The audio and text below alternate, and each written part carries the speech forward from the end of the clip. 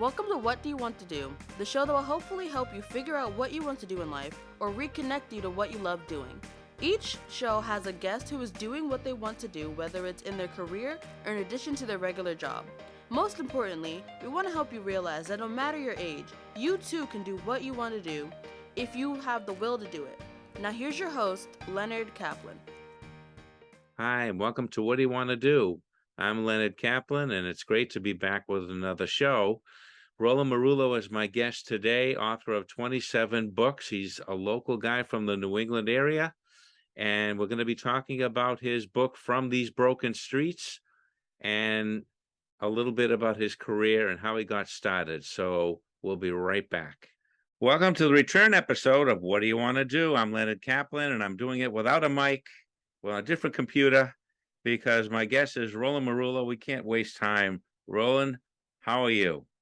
I'm fine, Len. Nice to see you.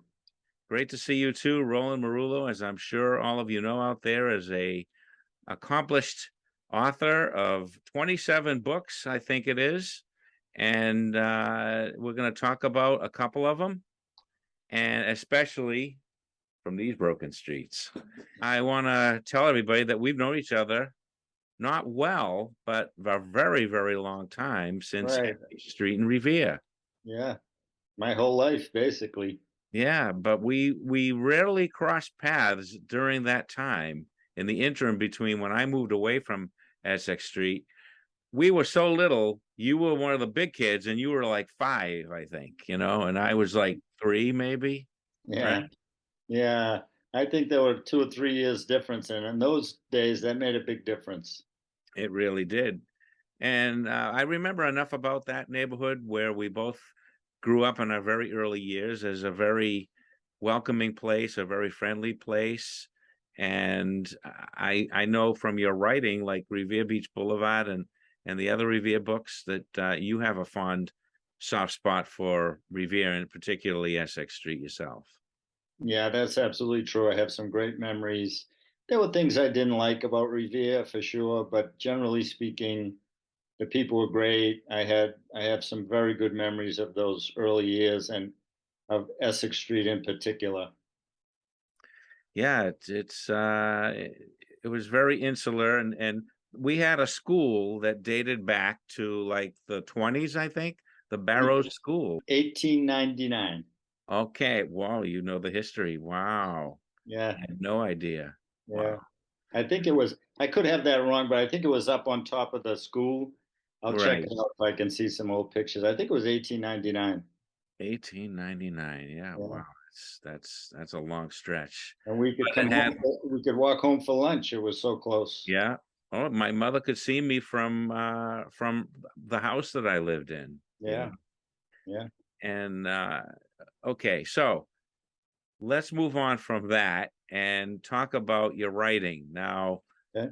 though we've known each other for so long, we've missed all the touch points of our lives. So I don't know how you got into writing or why you got into writing, what inspired you first.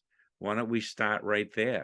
I will begin with the neighborhood because, as much as I liked it, there was really no model for someone who wanted to write for a living. I don't think there was anybody on our street or No. anybody in our city that I could think of who I could see did that for a living. So I was interested in books and writing as a little kid, like a lot of kids write poems in school and so on. But there was no model. There was no way I could imagine a life like that because there was no place to begin imagining it. And, we were both working class kids, and our parents wanted us to do things that were practical. Mhm. And so for a long time, I sublimated my interest in writing professionally, trying to make money from it until I had tried and done a lot of other things and failed at some and was unhappy at some.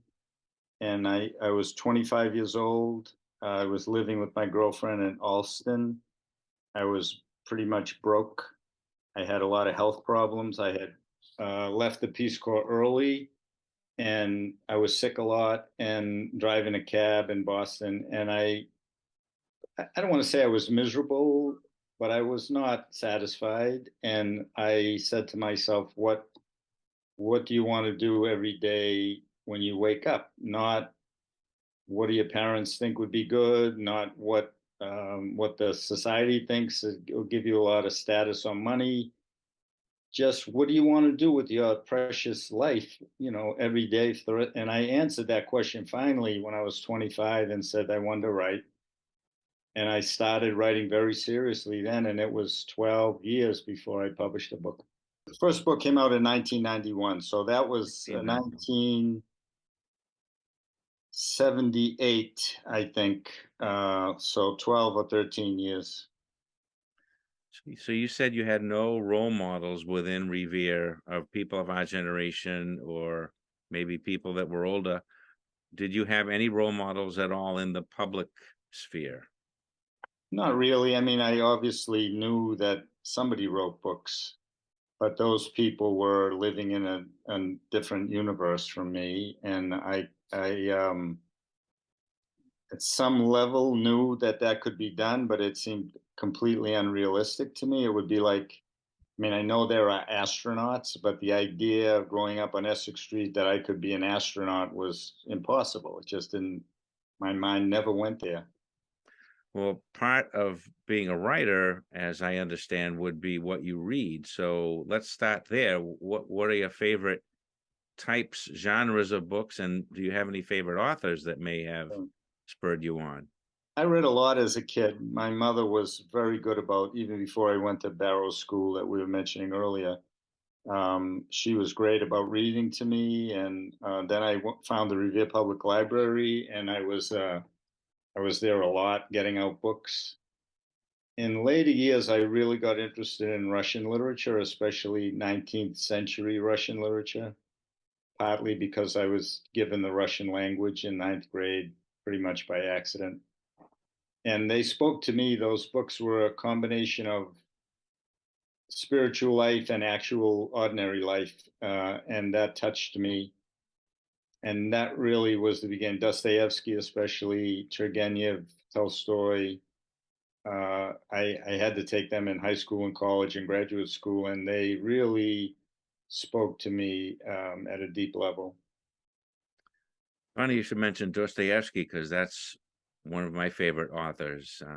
Crime and Punishment, of course. Crime and Punishment is really a thriller, or a police procedural even, and it has all this other very deep material embedded in it, and that's very difficult to do. And I think at some level, I saw that that could be done.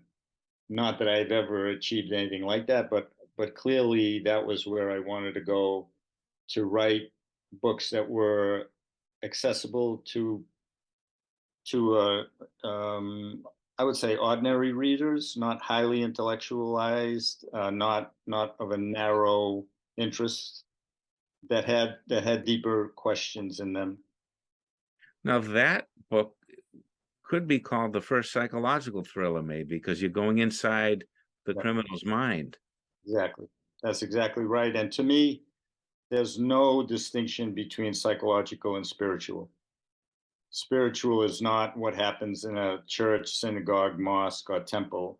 It's a larger view of everyday life, and it's how the mind is changed by what happens to the person in life. And so, to me, a spiritual seeker is someone who's interested in his or her own psychology.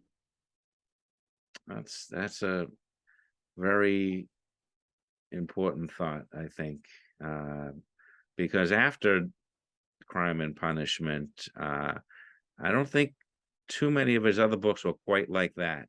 No, they. I think that's his masterpiece. That some of the other books are wonderful. The Idiot, Brothers Karamazov. Yeah. To me, they weren't as tight. They weren't as distilled as Mhm. Crime and Punishment, and definitely not as accessible to a non-Russian audience. Now you said you took Russian in school. Did you read Crime and Punishment and the others in Russian? No, I Uh, read short segments of them, but the Russian language is massively complicated, and the average daily vocabulary for a Russian speaking person is 2.5 times as large as that of an English speaking person. So I eventually got fluent in Russian. And even then, it was difficult for me to read Dostoevsky. I could get the gist, obviously, but I missed a lot. So no, I read them in translation. So what was your very first published work? I remember it very well. It was an essay on solitude in a pretty obscure magazine called the Rosicrucian Digest, and I got paid $59, and I was absolutely thrilled because it was the first time I was ever paid for any writing. The first substantial publication was an essay in Newsweek in 1984 in the My Turn section, and I got paid $1,000. And at that time, I was working as a carpenter, and I made about $1,000 in a month. So to get a surprise phone call late one evening from a Newsweek editor saying that we've taken your essay and we'll pay you $1,000 was a gigantic moment for me. That must be You must have been over the moon. I was over the moon. Yeah, we immediately went on vacation to Puerto Vallarta and spent about a third of it, but I was over the moon. Yeah. So you got married pretty young, is that fair Yeah, to say? 26, 26. Yeah, my wife 26. was 23. What role did getting married at that age play in your deciding to switch from other careers into exclusively writing?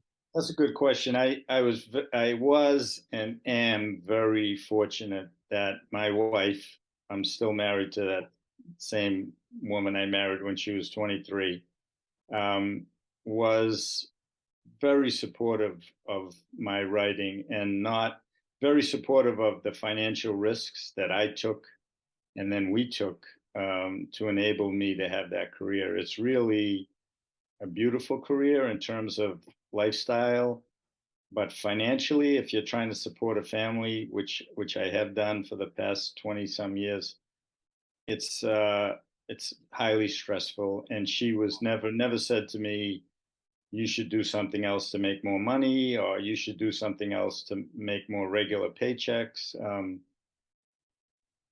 So that would, and also I think for me, marriage has been a maturing experience. I think I was particularly immature when I was in my teens, 20s, 30s, 40s, probably. And so I don't think that's true for everybody, but for me, it has been a maturing process.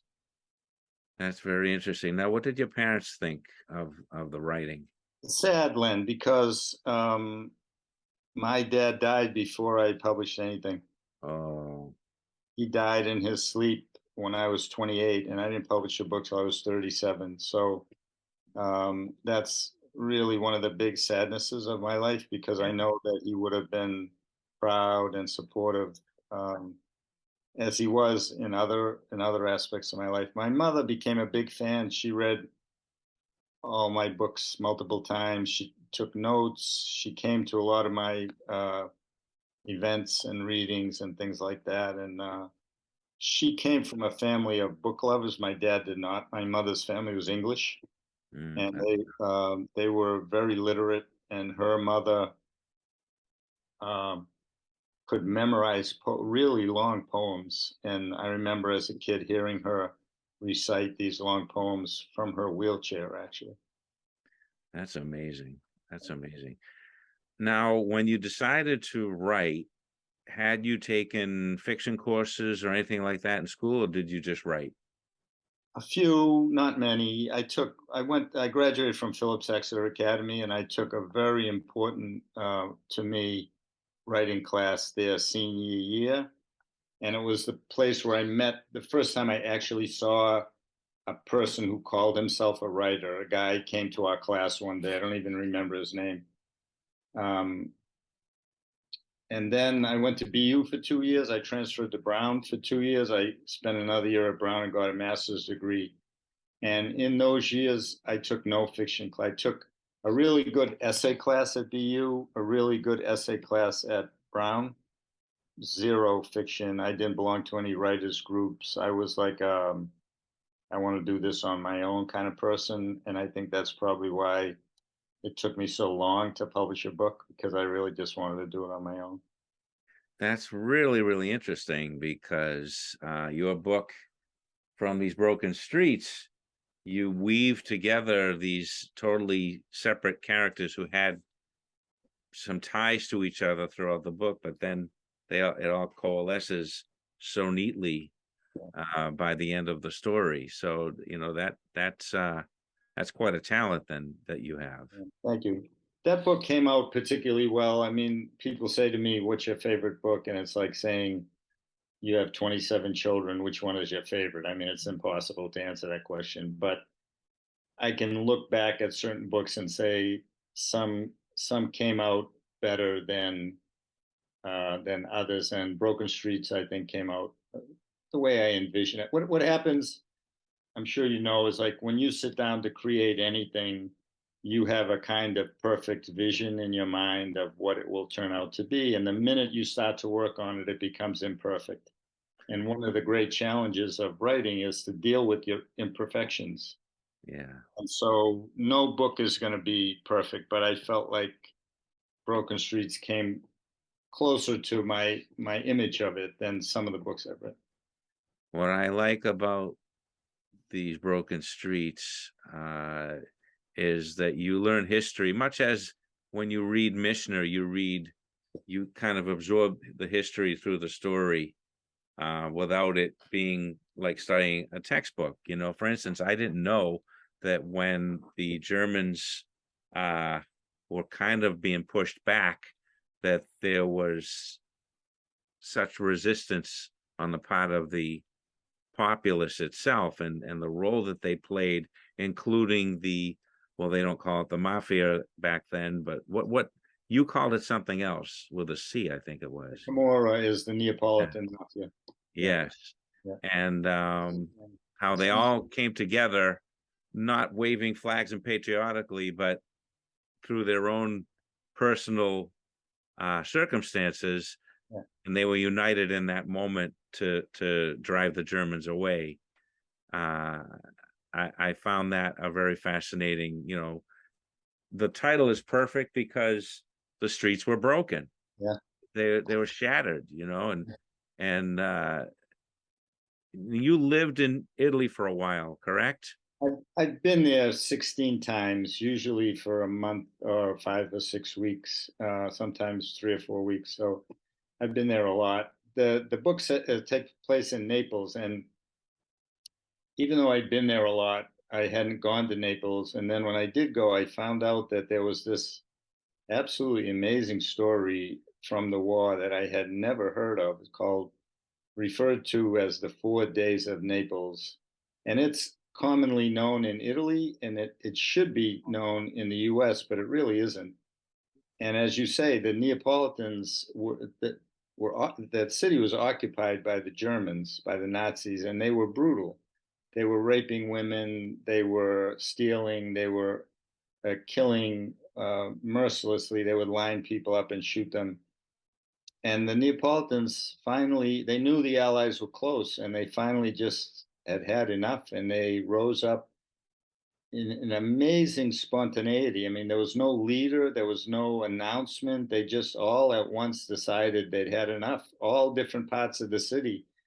And they fought with stones and stolen guns, and they made the Nazis so miserable that they agreed to leave, which was great for the Allies, because when the Allies arrived, there was no fighting in Naples. The Nazis were all gone by then. Now that part of the story, I may have to give a spoiler here. It's okay. Is that okay? Yeah. When they plant the bomb at the end, did that happen in real life? They wanted to booby trap the town if they couldn't have it.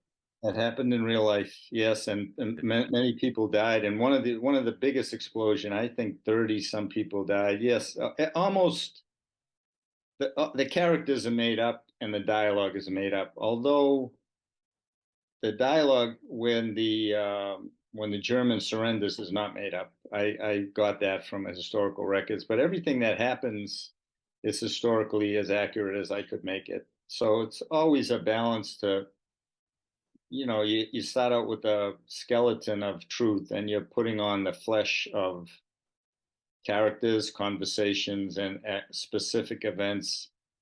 But I try as much as possible to be faithful to the actual history. Obviously, you have to make certain changes. I think I compressed time a little bit so as not to write 1,000-page book, and I could not deal with the complex. I couldn't do justice to the multifaceted revolt that was the 4 Days of Naples. So I had to pick several characters who participated.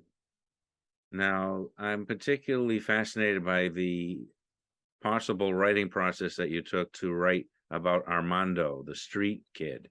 Yeah, Didn't he was homeless and all that, so he kind of must have represented, I would imagine, the bunches of street kids that were around that were yeah. left homeless up by the bombs. There's a word in Italian, scugnizzo, and it means street kid, street urchin.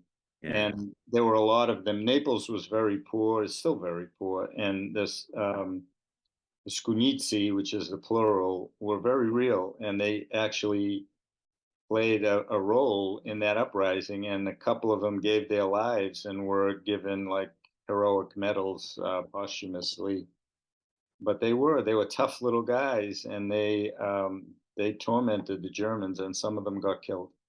There's a pictures of them. There's a picture of one kid throwing a rock at a tank. It's a little bit like Tiananmen Square, where this big German tank is bearing down on him in the street, and he's flinging a rock at the tank. It's impressive. Now, Armando makes me think of later on after the war and today, he could still be alive, or his counterparts. What became of most of those kind of kids? Yeah, I don't know. I mean, some of them went to jail. Some of them probably straightened out, and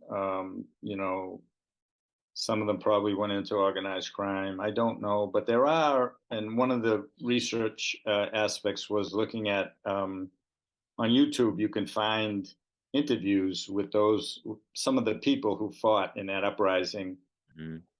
Most of them now are dead, but 20 years ago they did interviews, or 10 years ago, and it's fascinating. Just incredible heroism, incredible courage, because if the Germans were merciless, they were similar to what the Russians are doing in Ukraine now. They torture people, they rape women, they were just absolutely brutal, and to stand up against that required a kind of courage that I don't think I would have.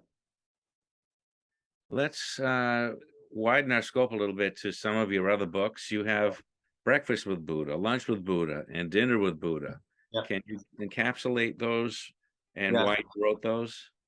And Dessert with Buddha is coming out next month. I should put in a plug for that. I played sports as a kid and an adult, and I got to a point where I couldn't physically play a lot of the things. I like to play hockey, karate, running, rowing, and I started to play golf in middle age, and I became passionate about golf. Like, all my athletic interests went into golf.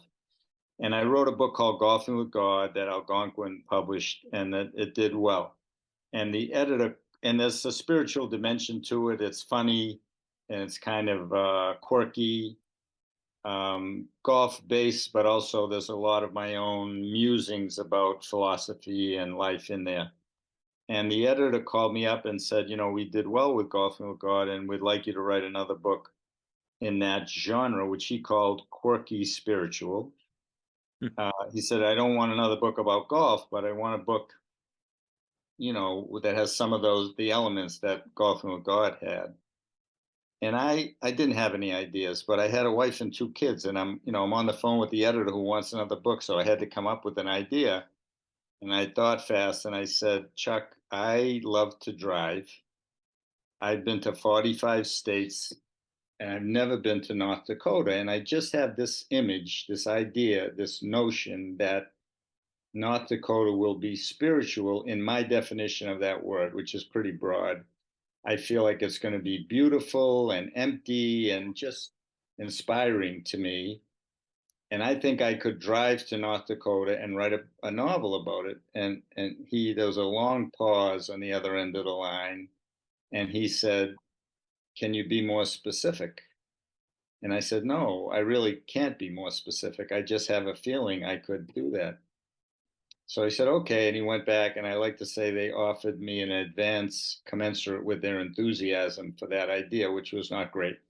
But I did write the book, and it turned out it is by far my best selling book. It sold more than 250,000 copies. It's been translated around the world from China to Turkey and Korea and all over the place, Croatia.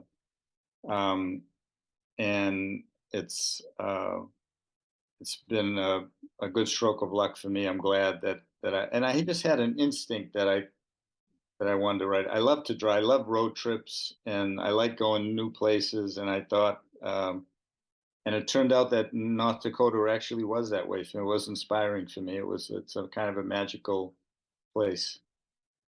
Life sort of parallels James Michener, who was one of my favorite writers.